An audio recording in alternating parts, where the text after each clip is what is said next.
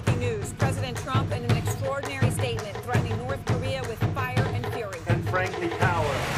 No nation on earth has an interest in seeing this band of criminals arm itself with nuclear weapons.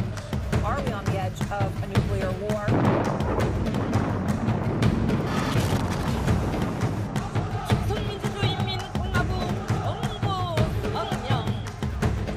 I did speak with the president, and it's clear that this behavior is completely unacceptable. Rocket Man is on a suicide mission for himself. We will have no choice but to totally destroy North Korea.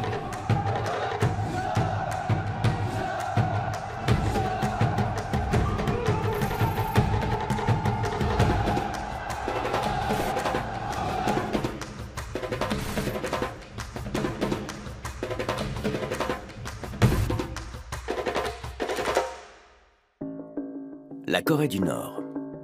25 millions d'habitants enfermés derrière une barrière quasi infranchissable. C'est l'un des pays sur lesquels on sait le moins de choses, mais dont le monde parle le plus. Un État reclus et probablement surarmé. Depuis 1947, la péninsule coréenne vit divisée. Au nord, retranchée derrière l'ultime mur de la guerre froide, la dictature stalinienne est soupçonnée de pouvoir provoquer à tout moment une catastrophe planétaire. Quelles sont les raisons de cette agressivité? C'est ce que nous allons tenter de comprendre.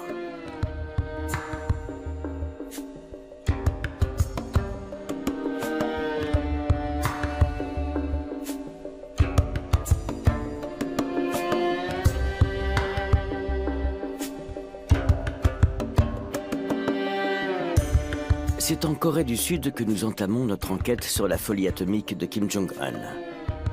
L'agglomération de Séoul compte plus de 20 millions d'habitants.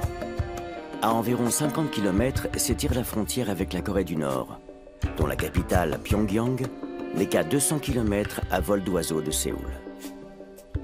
Ici, dans le sud, on vit à proximité immédiate de la menace que représente le frère ennemi du Nord.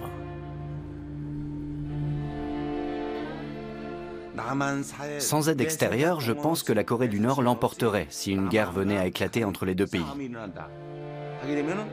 En raison du lavage de cerveau permanent dont ils font l'objet, les Nord-Coréens croient dur comme fer à la victoire. Direction Chuncheon, à environ 2 heures de route au sud de Séoul. C'est là que vit Im Jung-gang, ancien général de l'armée populaire de Corée. Il a fait défection en 2013 pour gagner le Sud avec sa femme et son fils.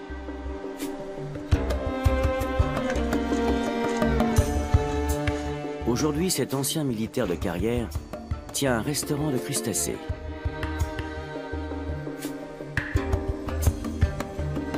Pendant plus de 30 ans, il a servi la dynastie des 3 Kim. D'abord en tant que soldat, puis en tant que général. Lorsque j'étais militaire, je touchais un salaire mensuel qui ne me permettait même pas d'acheter 1 kilo de riz. À l'heure actuelle, les soldats reçoivent un peu plus d'argent. Ils peuvent en vivre parce que l'armée leur fournit en plus des produits de première nécessité. Mais avec leur salaire, il est difficile de s'acheter ne serait-ce qu'un t-shirt.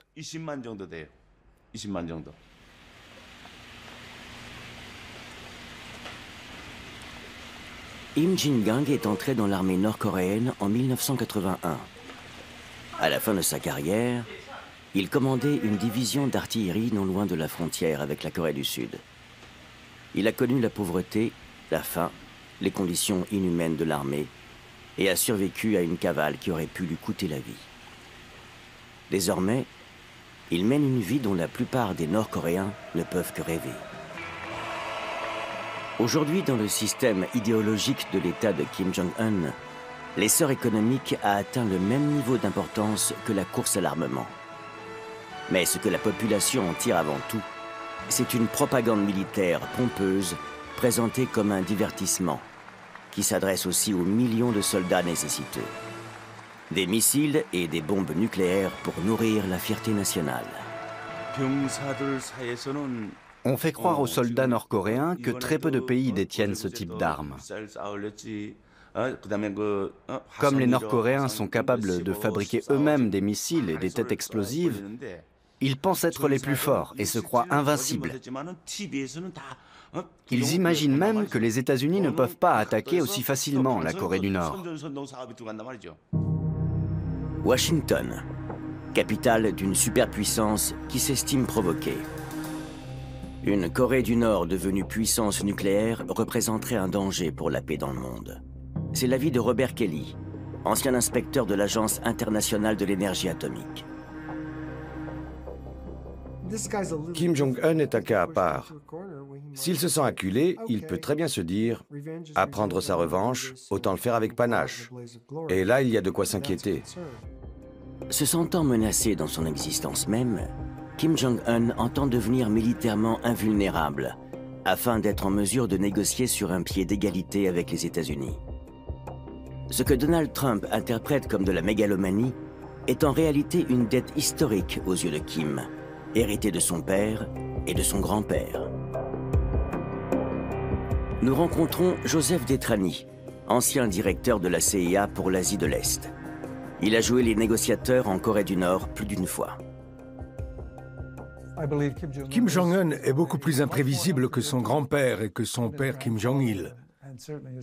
C'est un individu très rationnel. Il veut achever l'œuvre de son père et de son grand-père, à savoir accéder au statut d'État doté de l'arme nucléaire. La reconnaissance de la Corée du Nord en tant que puissance nucléaire compte beaucoup à ses yeux. Il veut devenir la 9e puissance nucléaire au monde. C'est son objectif le plus cher. Pour cet ancien haut gradé des services secrets et expert de la Corée du Nord, la menace est très concrète.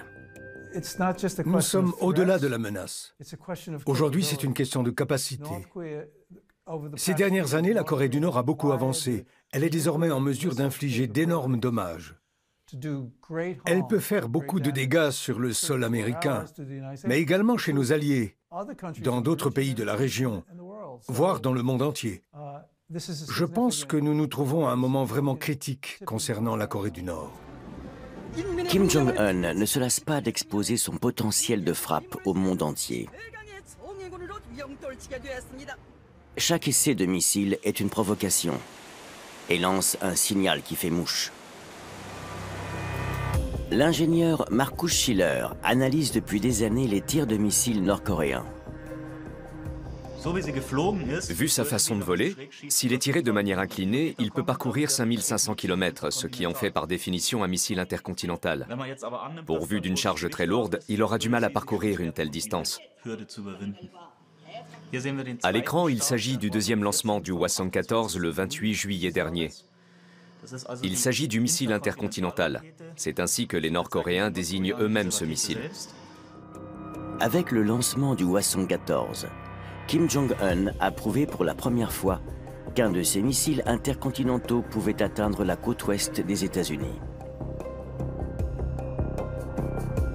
David Albright, ancien inspecteur des Nations Unies en matière d'armement atomique, est lui aussi convaincu que le dictateur touche au but.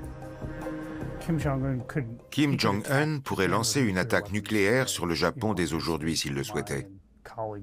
C'est ce que nous pensons, mes collègues et moi. Il dispose de l'arme nucléaire. Il travaille sur ce programme depuis 30 ou 40 ans, plus ou moins intensément selon les périodes. C'est un programme arrivé à maturité. La difficulté pour les Nord-Coréens consiste à créer un missile à longue portée qui pourrait menacer les États-Unis ou l'Europe. Je ne pense pas qu'ils feraient cela aujourd'hui, mais on ne sait jamais. L'objectif est d'attaquer les États-Unis au moyen d'une tête nucléaire, et cela constitue un énorme défi. Je pense qu'il leur faudra donc encore un peu de temps. Pour réaliser son rêve de terreur nucléaire, Kim Jong-un doit mener conjointement deux programmes. Un portant sur les missiles et l'autre sur le nucléaire. Ces ingénieurs impressionnent les experts occidentaux par leur capacité à développer le matériel dont ils disposent. Tout commence en Union soviétique. Dans les années 1970 et 1980, la Corée du Nord reçoit des missiles à courte portée de type Scud-B, qu'elle reproduit et améliore. De grandes quantités de missiles de ce type venaient juste d'être réformés en Union soviétique lorsque la Corée du Nord a mis la main sur des missiles Scud. À ce jour, on ignore encore ce que sont devenus ces missiles soviétiques. Du coup, cela pourrait concorder.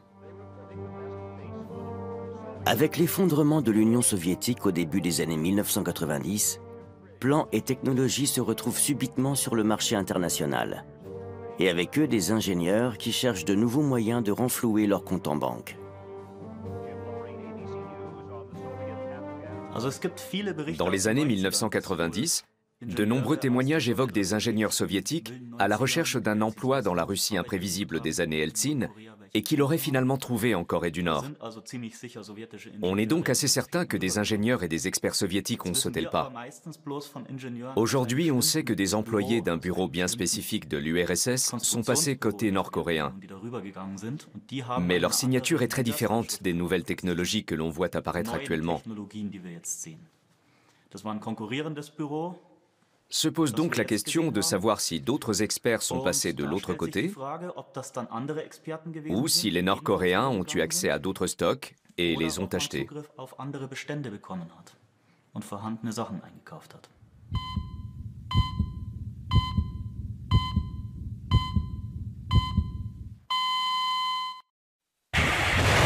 29 novembre 2017. Avec le lancement d'un Hwasong-15 à 2 étages, Kim Jong-un s'invite dans le club des très gros missiles. Selon les calculs basés sur sa vitesse, sa durée de vol et son altitude, les analystes internationaux tombent d'accord pour affirmer que ce Hwasong-15 pourrait atteindre New York et Washington, et donc, en sens inverse, l'Europe.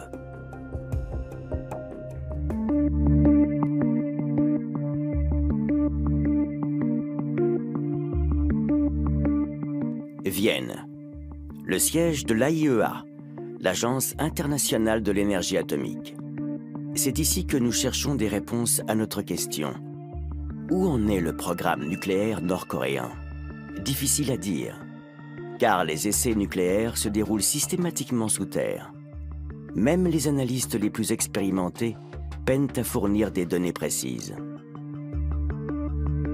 Robert Kelly, lui, en est certain. La Corée du Nord dispose d'une bombe puissante. Chaque essai est un peu plus important que le précédent, et le 5e semblait être la première étape de fission en vue d'une nouvelle série d'essais. Le dernier essai était gigantesque.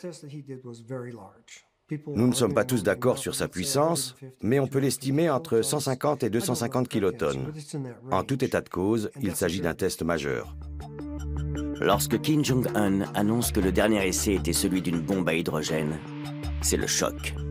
Mais est-ce la vérité? L'analyse des photos ne peut le certifier. Il est tout à fait possible qu'il s'agisse d'une bombe à hydrogène.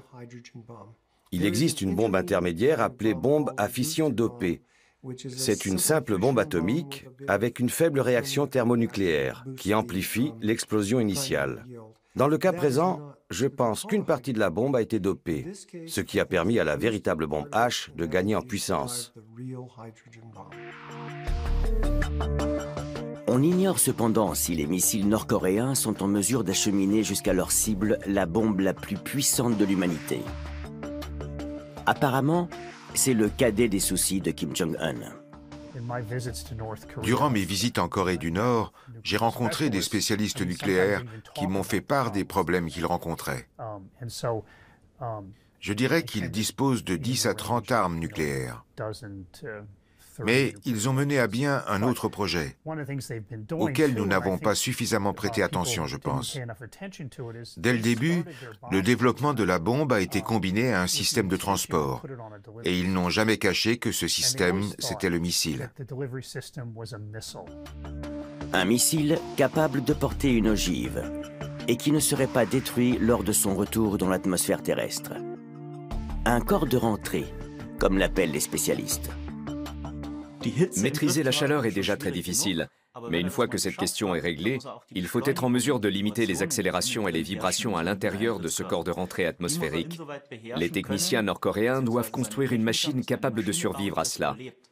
C'est comme lorsque vous faites tomber votre ordinateur portable de votre bureau et que vous vérifiez s'il fonctionne encore. Les contraintes qu'un missile intercontinental rentrant dans l'atmosphère doit supporter sont 1000 fois plus importantes et sans comparaison. Kim Jong-un prétend avoir également résolu ce problème. Pour que le monde accepte d'y croire, il doit le prouver.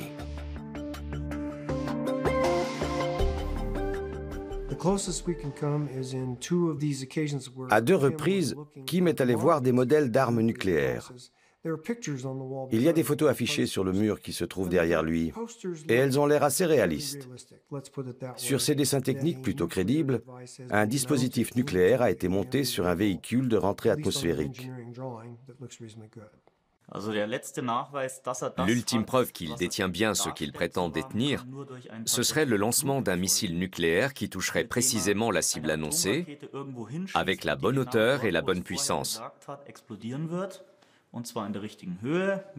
Là, on pourrait dire qu'il a développé des systèmes qui peuvent réellement fonctionner. Au cours des dernières années, Kim Jong-un a multiplié les essais de bombes et de missiles. 70 ans après la partition de la Corée, il semble en mesure de remplir ce qu'il juge être son devoir.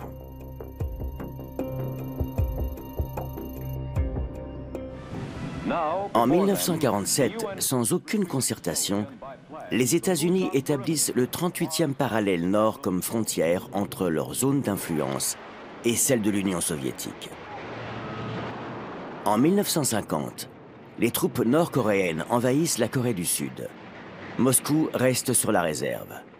La Chine, elle, se range du côté de la Corée du Nord, tandis que Washington soutient le Sud avec le mandat des Nations Unies. La guerre de Corée fait près de 4 millions de morts, dont 3/4 de civils. Le traumatisme est ancré dans les 2 parties du pays. Et c'est à ce jour la seule confrontation militaire directe entre les États-Unis et la Chine.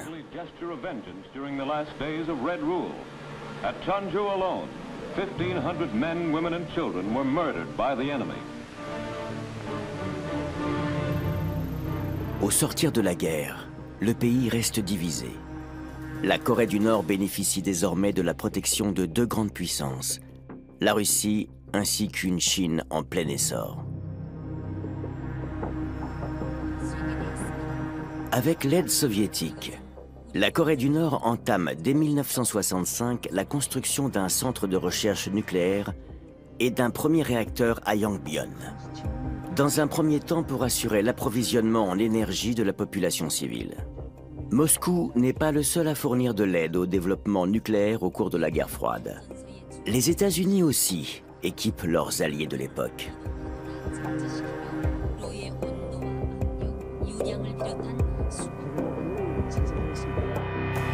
Les Soviétiques ont offert à la Corée du Nord un petit réacteur ainsi que les bases de la recherche nucléaire. De leur côté, les États-Unis ont soutenu d'autres pays. Et l'ironie du sort est qu'ils ont mis un réacteur de recherche à la disposition de Téhéran. Très vite, la Corée du Nord poursuit ses propres intérêts, quitte à aller à l'encontre de ceux de ses alliés russes et chinois. Pyongyang veut s'affranchir des grandes puissances, quelles qu'elles soient, y compris dans le domaine du nucléaire. Indépendante depuis peu, la Corée du Nord disposait de ses propres ressources en uranium. Elle a dû produire elle-même une grande partie du combustible nucléaire pour son petit réacteur de recherche et construire son propre site de retraitement du plutonium. Sous les yeux de la communauté internationale, mais sans pour autant être dérangé, le fondateur de l'État Kim Il-sung et plus tard son fils Kim Jong-il consolident leur dictature stalinienne. Priorité est donnée à l'armement et à l'autarcie. Un plan qui doit mener à long terme jusqu'à la bombe atomique. Depuis 30 ans, le chercheur Rudiger Frank se rend régulièrement en Corée du Nord. Les Nord-Coréens possèdent leurs propres industries sidérurgiques et chimiques. En théorie, ils ont tout ce qui est nécessaire à la mise au point des composants adéquats. Et ils ont eu du temps pour y parvenir. Tout cela ne s'est pas fait en 5 ans. On parle là d'une période d'au moins un demi-siècle. La Corée du Nord part trouver des alliés militaires dans d'autres parties du monde, en particulier au Proche-Orient. En 1973, durant la guerre du Kippour, la Corée du Nord combat aux côtés de l'Égypte, principalement avec des pilotes et des avions. C'est aussi l'Égypte qui, avant même l'Union soviétique, livre les premiers missiles à Pyongyang, toujours sous les yeux de l'Occident. Après la révolution islamique de 1979, Pyongyang entame une collaboration avec le régime des ayatollahs. L'Iran se dresse soudain en ennemi acharné des États-Unis. Une fois de plus, cette alliance explosive n'interpelle personne. La Corée du Nord a collaboré étroitement avec l'Iran sur le programme de missiles iranien. Téhéran a envoyé de hauts dignitaires du régime, mais également des scientifiques en Corée du Nord, afin d'observer certains lancements de missiles et essais nucléaires coréens. Voilà le genre d'échange qu'il y avait entre les deux pays.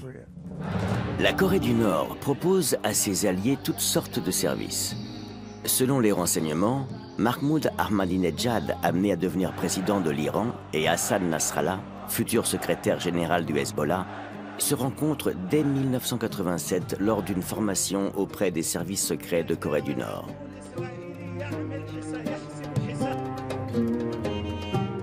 De la dislocation de l'Union soviétique en 1991, Pyongyang ne retire pas que des ingénieurs en armement et du matériel. Son régime s'en trouve aussi renforcé dans sa farouche volonté d'autonomie.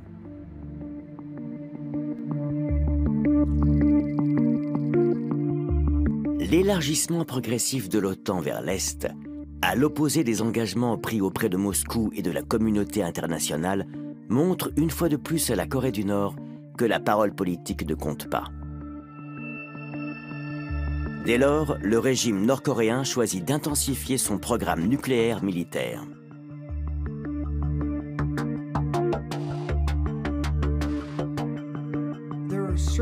Vers 1991, on a découvert des éléments attestant de tentatives de production de plutonium.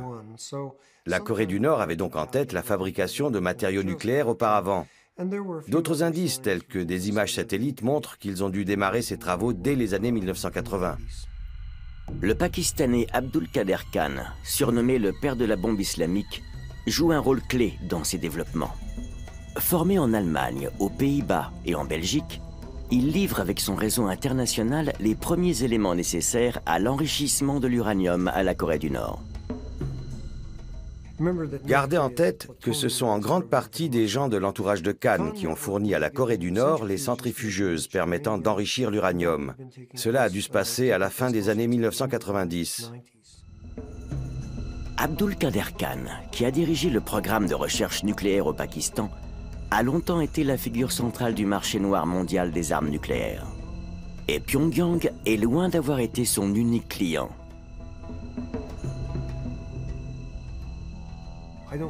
Je sais que Khan a fourni à la Corée du Nord autant d'aide et de plans d'armes qu'il l'a fait pour la Libye, par exemple.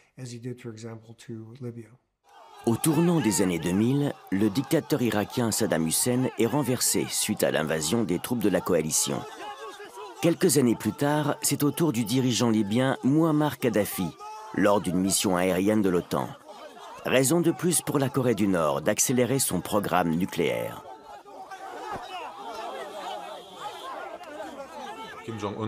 Kim Jong-un a vu ce qui s'est passé dans les autres pays qui se sont mis en travers des intérêts des grandes puissances.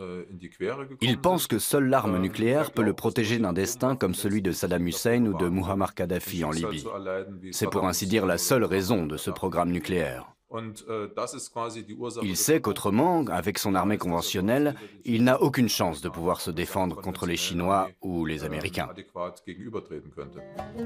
Au plus tard, en 1991, la Corée du Nord se met à coopérer avec la Syrie. Pyongyang livre des missiles Scud à Damas et participe à la construction d'un complexe nucléaire syrien.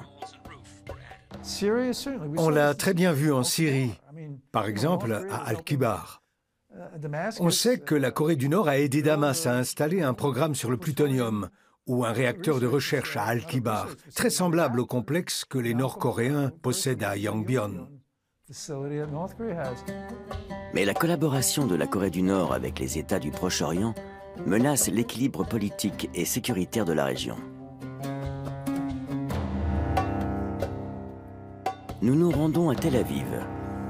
Depuis des années, l'armée israélienne et les renseignements observent les activités nord-coréennes avec une inquiétude grandissante. Le gouvernement de l'État hébreu ne saurait accepter que la technologie nucléaire nord-coréenne prenne ses quartiers dans un pays voisin, qui plus est ennemi. Alon Lefkowitz, expert de la Corée du Nord à l'université Bar-Ilan, observe la situation depuis des années. 4 sources différentes concordent sur l'avis que nous avons bombardé en 2007 un site nucléaire syrien construit avec le soutien de la Corée du Nord. L'attaque préventive israélienne contre les projets nucléaires syriens est un succès. Depuis, la Syrie a été décimée par la guerre civile. Mais la menace du régime de Damas, qui bénéficie toujours du soutien de la Russie et de l'Iran, n'a pour autant pas disparu.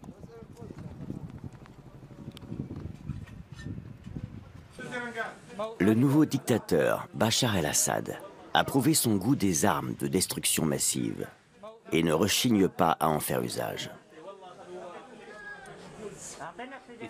Dans le cas de la Syrie, pour obtenir l'arme atomique, il faut également avoir le missile adéquat.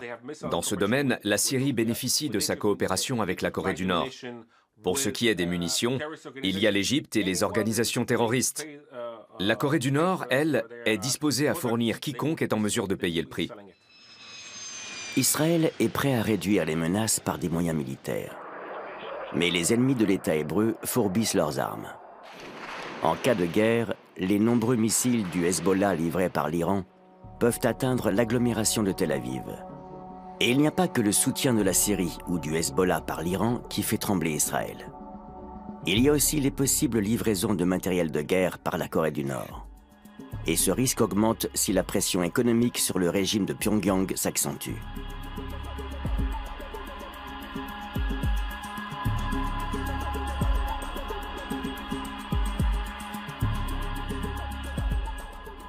Le Proche-Orient a 2 raisons de s'inquiéter.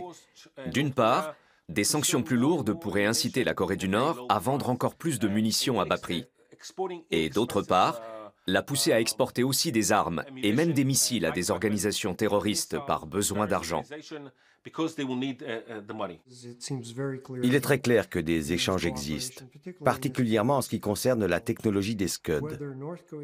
La Corée du Nord peut soit fournir cette technologie, soit l'acheter. Personnellement, je pense que les Nord-Coréens l'ont obtenue de l'Union soviétique il y a des années. Et maintenant, ils la fournissent à d'autres pays. C'est une source de revenus importante pour la Corée du Nord. Vendre des systèmes d'armes lui permet de renflouer ses caisses. À plusieurs reprises, Israël a également voulu lancer une intervention militaire contre le programme nucléaire iranien. Mais le risque a semblé trop élevé. Beaucoup redoutent désormais que la Corée du Nord n'aide son allié de longue date à développer plus avant son potentiel nucléaire. C'est le cas de Katsuya Iwamura, longtemps à la tête du bureau de Kyodo, une agence de presse japonaise à Pyongyang. Il y a toujours le risque que des matériaux nucléaires, voire la technologie nucléaire elle-même, soient exportés de Corée du Nord vers la Syrie, l'Iran ou d'autres pays.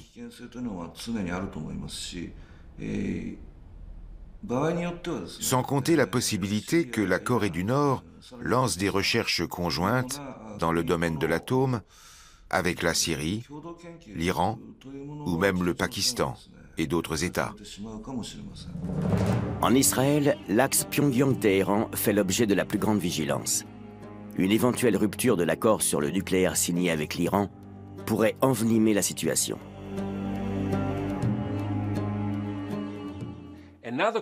Un autre sujet de préoccupation serait un plan secret prévoyant que la Corée du Nord, pour gagner l'argent nécessaire à sa survie, propose de tester et de développer des armes nucléaires pour le compte de l'Iran.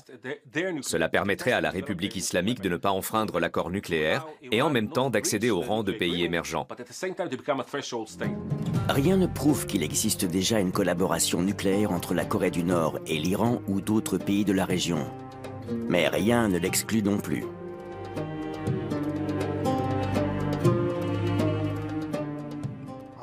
Je pense que la Corée du Nord est plus avancée que certains pays du Proche-Orient. Elle fournit à d'autres pays des informations et de la technologie. Je ne vois pas de preuve de coopération nucléaire entre ces pays, mais cela ne veut pas dire qu'elle n'existe pas. C'est juste qu'elle est invisible. Invisible. Un adjectif qui va comme un gant au royaume de l'ombre des Kim. Pour les services de renseignement occidentaux, le pays est un trou noir. Bien qu'entouré de dispositifs d'écoute à terre, en mer ou dans l'espace, il est hermétique. Rien ne filtre vers l'extérieur. La Corée du Nord existe, vit, marche, mais elle n'émet rien. Les quelques 1250 accès à Internet du pays sont exclusivement contrôlés par le parti et les organes de sécurité.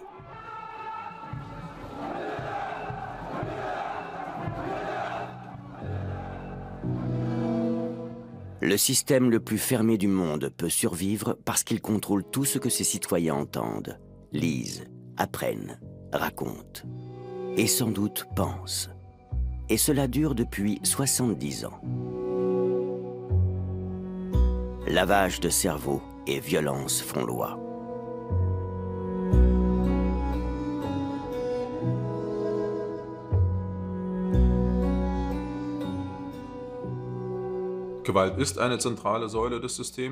La violence est un pilier central du système. Et cette forme de répression est tout à fait représentative de ce type de régime. De là à penser que la violence seule maintient le système en vie, non. Il faut savoir qu'un grand nombre de personnes lui restent fidèles de leur plein gré. La répression concerne une faible minorité. On recense 120 000 personnes dans les camps nord-coréens sur une population totale d'environ 25 millions d'habitants.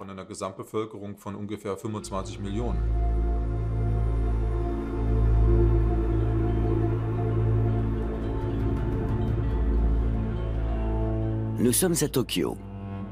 Avec la Corée du Sud, le Japon est le pays le plus menacé.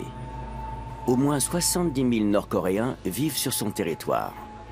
Au quotidien, ils sont à peine visibles.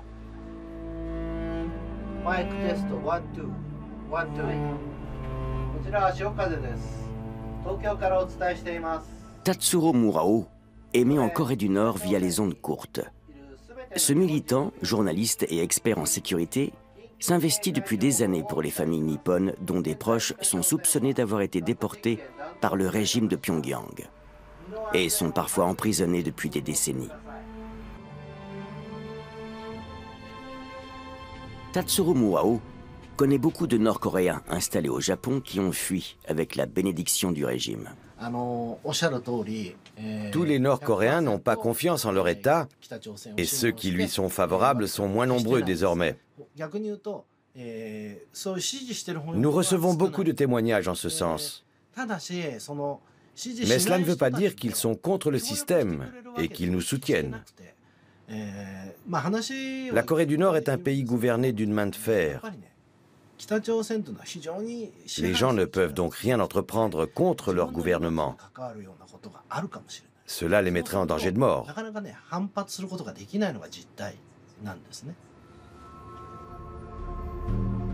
Tatsuro Murao et ses collègues de la radio Shiokaze reçoivent parfois des réactions en provenance de Corée du Nord via des proches établis au Japon. Mais ils savent aussi que le vaste réseau d'espionnage et de répression permet au bras de Kim Jong-un de s'étendre jusqu'à l'étranger.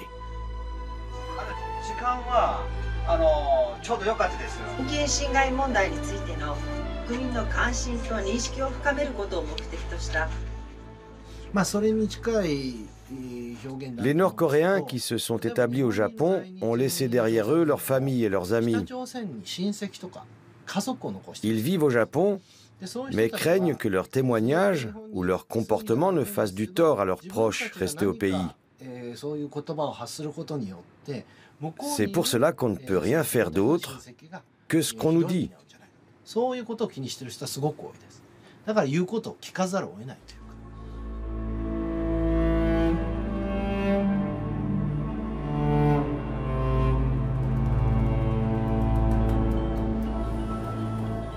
Les Nord-Coréens installés au pays du soleil levant jouent un rôle crucial dans la survie économique de la Corée du Nord.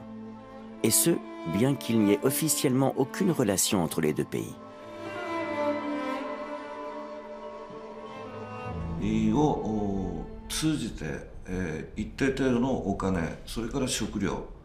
Ce qui peut surprendre à Pyongyang, c'est le nombre incroyable d'articles venus du Japon dans les rayons des magasins.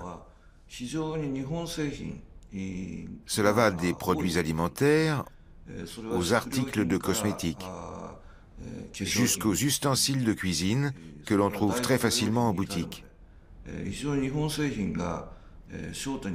On pense que ces objets sont arrivés là-bas principalement par la Chine ou l'Asie du Sud-Est. En plein Tokyo se trouve l'un des complexes les plus surveillés et les plus protégés du pays. Le siège de l'Association générale des Coréens résidant au Japon. Ce n'est pas une ambassade, ni un consulat, ni un institut culturel, ni un siège social, pas plus qu'une organisation humanitaire. Même les experts ont du mal à trouver le terme juste. Actuellement, il y a au Japon à peu près 70 000 personnes qui font partie de l'Association générale des Coréens résidant au Japon. Tous les Nord-Coréens qui vivent ici y sont affiliés et travaillent dans ce qu'on appelle la coopérative nord-coréenne. Et puis, il y a aussi ceux qui fréquentent l'école coréenne. Au niveau des citoyens, il y a donc certainement des échanges.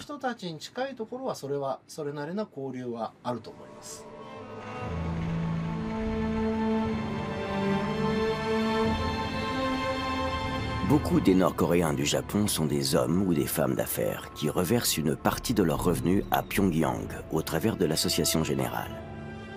Les Japonais tolèrent les Nord-Coréens, mais la plupart considèrent l'Association générale comme un dangereux sous-marin, une sorte d'avant-poste ennemi.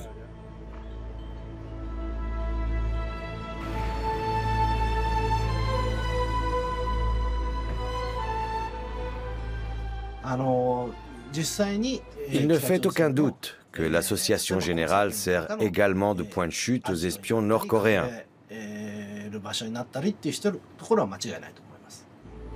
Et pourtant, chacun a fini par trouver son compte. Les Nord-Coréens sont aujourd'hui un important facteur économique au Japon. Ils exploitent différents commerces, des entreprises qui font affaire avec la Corée du Nord, mais aussi des agences de voyage qui organisent des visites en Corée du Nord, et ainsi de suite. Autour de nous, on trouve par exemple des restaurants coréens, des magasins de produits coréens et des établissements de pachinko. Ça leur permet de gagner de l'argent pour la Corée du Nord. Qui dit économie de l'ombre. Le pachinko, un jeu de chance, passionne les Japonais. Sur le territoire, on trouve 10 000 petites et grandes salles qui dégagent chaque année plusieurs milliards de chiffres d'affaires. Semi-légalement car les jeux d'argent sont interdits au Japon.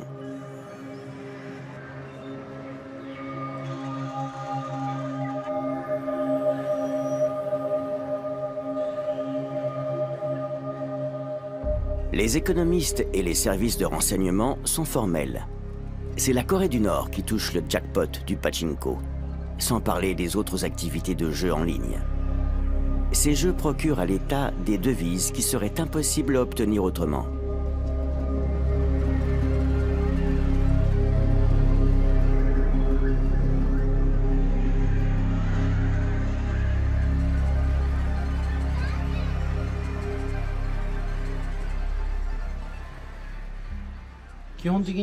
En réalité, ces entreprises sont créées tout à fait légalement.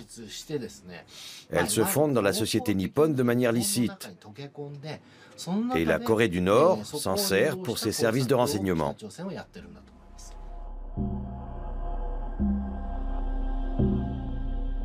Depuis des années, les services secrets occidentaux, notamment allemands, observent le réseau des activités économiques occultes de la Corée du Nord, pour cause de risques de transmission de connaissances et de substances nucléaires à des pays tiers.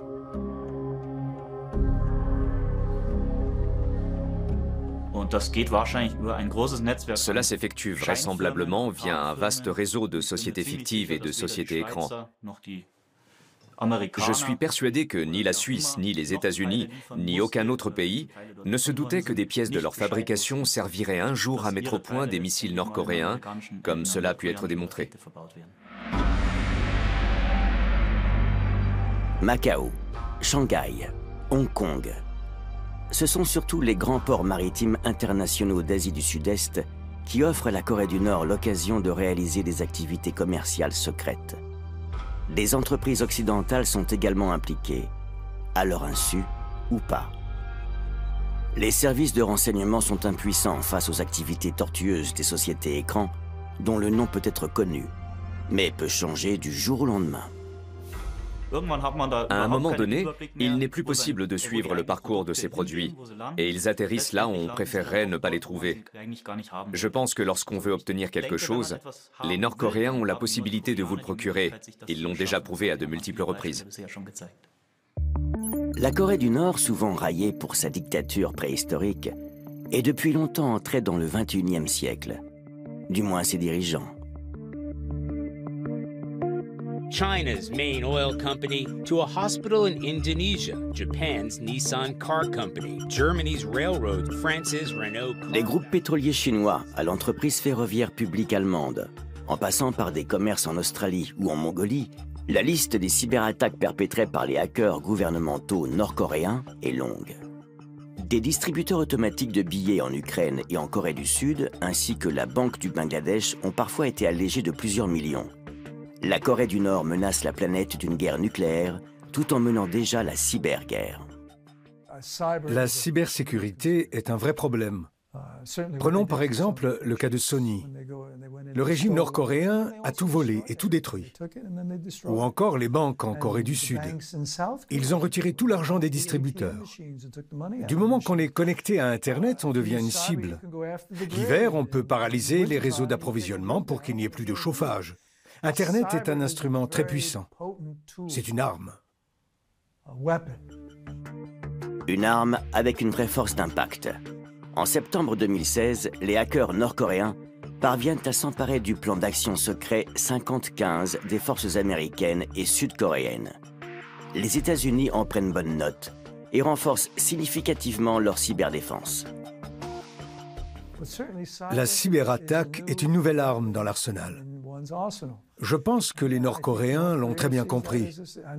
Nous avons bien vu ce qu'ils ont fait.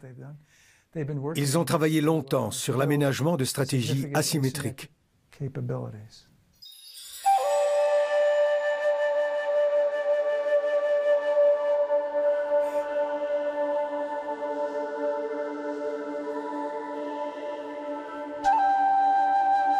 Dans sa compétition ouverte avec les superpuissances économiques voisines telles que la Corée du Sud, la Chine ou le Japon, Pyongyang n'a aucune chance.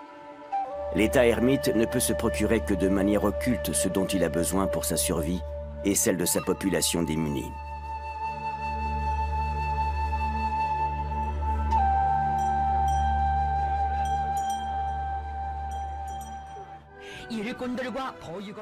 Kim Jong-un en visite dans un orphelinat.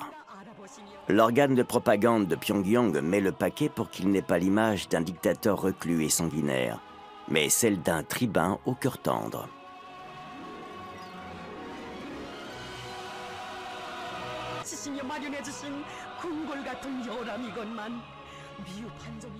Les années de famine qui ont précédé le nouveau millénaire ne peuvent pas se répéter. Le régime doit survivre et poursuivre sa politique de confrontation contre les grandes puissances sans avoir à gérer d'éventuelles manifestations. C'est ainsi qu'à la frontière chinoise, comme ici, à Dangdang, contrebande et marché noir continuent à prospérer. Ils sont tolérés et ils donnent ainsi à un certain nombre de Nord-Coréens une chance d'atténuer les effets des sanctions internationales. L'ancien ministre de la Défense sud-coréen Kim Jong-dae sait à quel point ces sanctions sont absurdes. On peut être certain que la population va subir les répercussions directes de ces sanctions. En revanche, elles n'auront absolument aucun impact sur la volonté de poursuivre le développement des missiles et des armes. Et ce, alors que même le puissant voisin chinois se plie à cette politique de sanctions. Officiellement, du moins. Les États-Unis ont prié la Chine de suspendre les livraisons de pétrole brut afin de fermer le robinet à la Corée du Nord. Seulement, la Chine ne peut accéder à cette demande, car cela pourrait déclencher une énorme vague de contestations et de manifestations qui seraient loin d'être pacifiques. Et par la suite, cela provoquerait l'afflux de nombreux réfugiés en Chine orientale. Comme souvent, le conflit avec la Corée du Nord revêt aussi une dimension économique, pour au moins l'une des puissances concernées. Le Japon, en particulier, s'arme, et cela profite avant tout aux États-Unis et à leur industrie de l'armement. Si les intérêts de la Russie et la Chine sont avant tout de nature stratégique, ceux des États-Unis sont très largement financiers.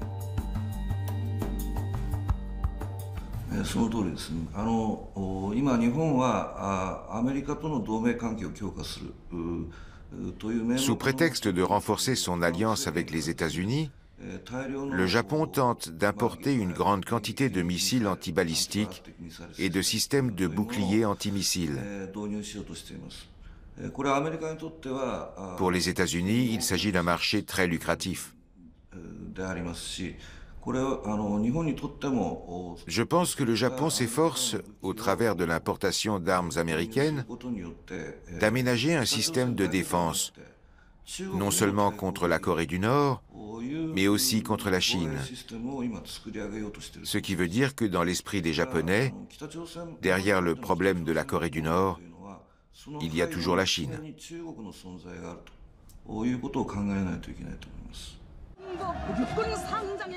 Pendant ce temps, Pyongyang semble absorbé par son propre reflet. Mais pour continuer à célébrer le régime et à fournir les indispensables images de propagande à l'intention du peuple et de la communauté internationale, quelques cyber-hold-up ne suffisent plus. L'ancien directeur de banque nord-coréen Kim Kwan-jin est convaincu que de nouvelles sanctions feraient du dictateur un marchand de nucléaire. Ils feront tout ce qui est en leur pouvoir. S'ils sont frappés par de nouvelles sanctions et craignent pour leur survie, ils feront tout ce qui est en leur pouvoir pour trouver de l'argent, y compris transmettre ces technologies et les faire proliférer. Le danger de voir un Kim Jong-un totalement isolé se muer en grossiste de technologie nucléaire semble bien réel. Une course à l'armement des États non nucléarisés lancée par le dictateur de Pyongyang signerait la fin du rêve de désarmement. C'est pour cela que nous parlons de dénucléarisation. D'une part, nous ne voulons pas d'une course à l'armement nucléaire. Si la Corée du Nord s'équipe, la Corée du Sud, le Japon et Taïwan vont dire « s'ils ont la bombe, il nous la faut aussi ». Et d'autre part, s'il existe de telles armes nucléaires, des bombes sales pourraient aussi atterrir entre les mains d'acteurs non étatiques ou d'États voyous qui seraient prêts à les utiliser. C'est une inquiétude constante.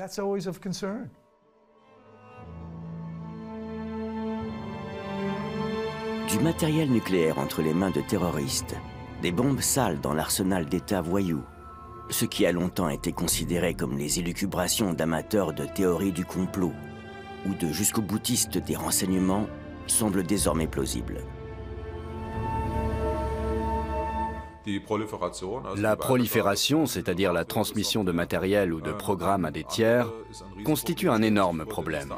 Imaginez si le prochain attentat de Daesh à Londres ou à Berlin était perpétré avec des matériaux nucléaires venus de Corée du Nord, la dimension serait tout autre. Il faut empêcher cela. Kim Jong-un, traité par son ennemi Donald Trump de petit homme fusée, sait très bien où il en est. Contrairement au président américain, presque tous les experts des services de renseignement occidentaux et des think tanks de sécurité et de défense de Tokyo à Washington voient en lui un dictateur au comportement parfaitement rationnel et un froid calculateur conscient qu'il ne pourrait jamais gagner une guerre. Mais Kim sait aussi qu'il ne sombrera pas seul. Voilà comment le rêve nord-coréen se poursuit. Et c'est en cela qu'il est si dangereux.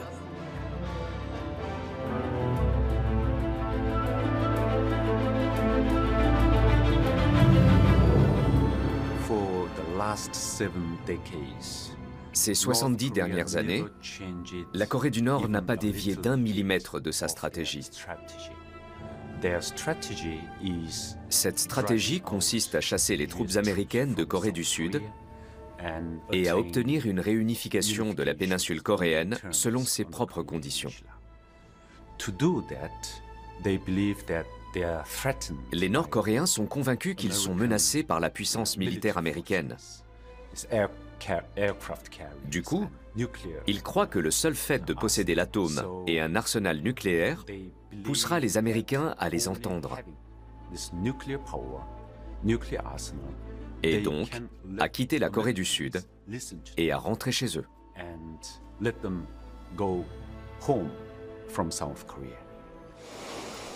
Le point de non-retour est atteint. La Corée du Nord est une puissance nucléaire qui, dans le pire des cas, est capable d'appuyer sur le bouton rouge. L'OTAN a d'ores et déjà mis en garde. Une guerre avec la Corée du Nord pourrait déboucher sur une catastrophe planétaire. Officieusement et dans la plus grande discrétion, les deux parties dialoguent. Il est plus que temps d'envisager la voie de la diplomatie.